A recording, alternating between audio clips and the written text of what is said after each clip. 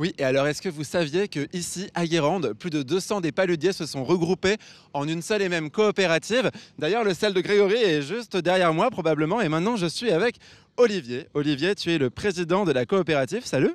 Salut Evan, Tu es aussi paludier. je suis avant tout producteur de sel à Guérande et je suis adhérent de la coopérative. Alors justement, cette coopérative, c'est quoi son rôle?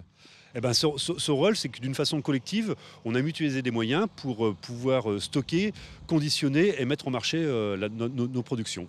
Ah, on peut aller voir les tas de gros sel là-bas? Certainement.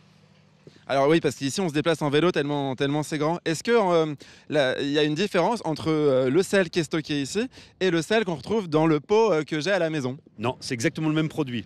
La seule chose qui s'est passée entre ce gros tas et cette salière, c'est le fait qu'on l'ait criblé et puis qu'on ait maîtrisé l'humidité. D'accord, bah alors justement on parle d'humidité. Moi souvent mon gros sel à la maison il prend vite l'humidité. Il n'y a pas une petite technique pour éviter ça? Effectivement, une des caractéristiques du sel, c'est qu'il capte l'humidité, notamment quand on laisse le sel près de la plaque de cuisson. Alors, pour retrouver un sel plus sec, il suffit de mettre la salière ouverte dans le frigo et ça assèche le sel. Ah bah ça c'est une bonne astuce. Mais j'ai juste quand même vérifié parce que est-ce que le sel est vraiment salé? Oui, oui. On retrouve le goût de la maison quand même. Un concentré d'eau de mer. C'est ça.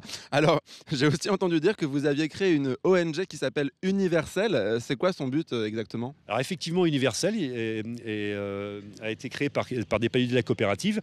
L'idée, c'était de faire profiter à d'autres producteurs de sel de notre savoir-faire. Au lieu de faire évaporer l'eau de mer par chauffage, on le fait d'une façon naturelle solaire, ce qui évite de la déforestation et l'utilisation de bois de mangrove. Et donc vous faites ça donc, en Afrique? Alors il y a un certain nombre de projets qui ont été menés, notamment en Afrique, en Guinée-Bissau, en Guinée-Conakry. Super. Et on va revenir à Guérande. Le sel que vous produisez ici, on le retrouve où? Eh ben, sur toutes les bonnes tables, qu'elles soient familiales ou les grands restaurants, en France et puis aussi à l'étranger. 54 destinations pour le retrouver de par le monde. Ah là là, la France est partout quoi. La France est partout. En tout cas, un petit bout de Guérande. C'est ça. Bon, on a 2000 tonnes de sel à entasser là. On a du boulot, non? Allez, c'est parti, on y Allez, va. on y va. Alicia, à tout à l'heure. On y va.